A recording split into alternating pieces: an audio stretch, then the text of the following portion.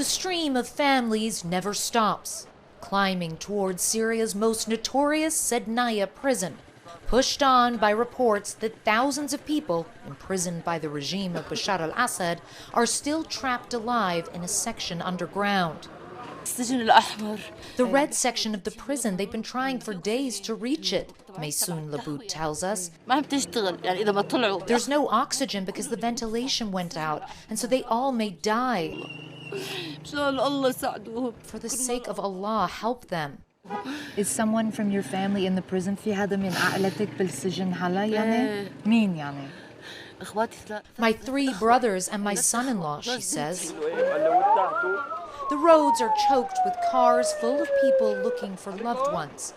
As soon as they see our camera, they approach, holding lists of names of those who vanished inside Assad's dungeons, never to be seen again. You have to get them out before tomorrow, this man says. They don't have food, they don't have water. Everybody's just started running. It's not clear if they have managed to get into this part of the prison. My God, the woman prays, my God, as the crowd surges towards the prison.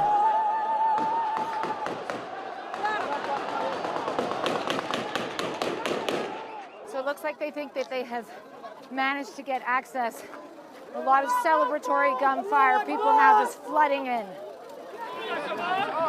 After the initial jubilation, an agonizing wait for confirmation from the rescue workers.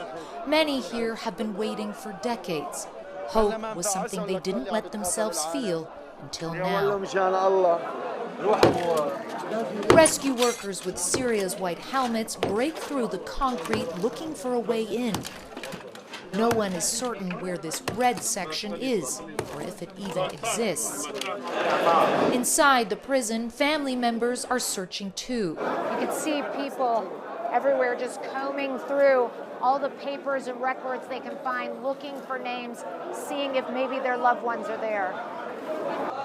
Tens of thousands of Syrians were forcibly disappeared in Saydnaya, lost in the abyss of a prison that was known as a slaughterhouse.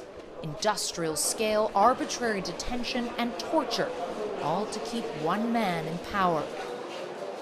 They call this the white area of the prison because they say the conditions here are much better than in other areas, but you can see it's still miserable.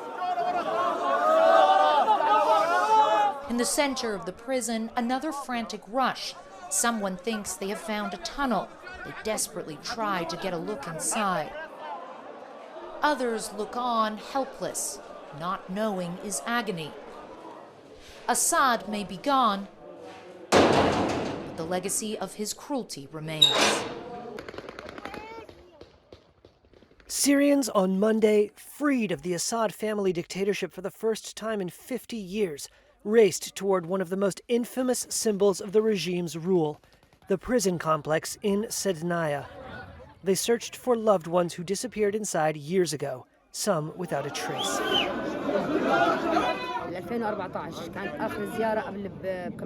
Among them were Intsar al-Jabir, whose brother and cousin were imprisoned in Saydnaya.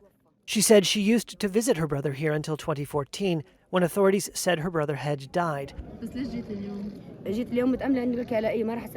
Asked why she was there today, she said she hoped to find her brother alive. She'd been there since yesterday.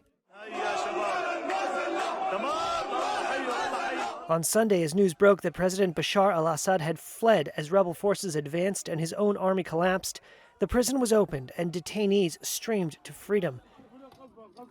Rumors spread that thousands more inmates were still imprisoned in underground cells that could not be reached. But by Monday afternoon, there was no sign of more prisoners. Instead, many here poured through prison files, looking for some closure. Radwan Eid had a relative held here.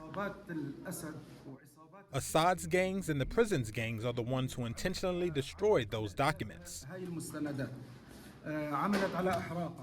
They set them on fire. They disabled the available devices and removed the cameras to prevent the discovery of their massacres and the locations of the prisoners still inside. Rights groups reported the prison population here swelled amid Syria's civil war as Assad cracked down on anyone suspected of rebel loyalties.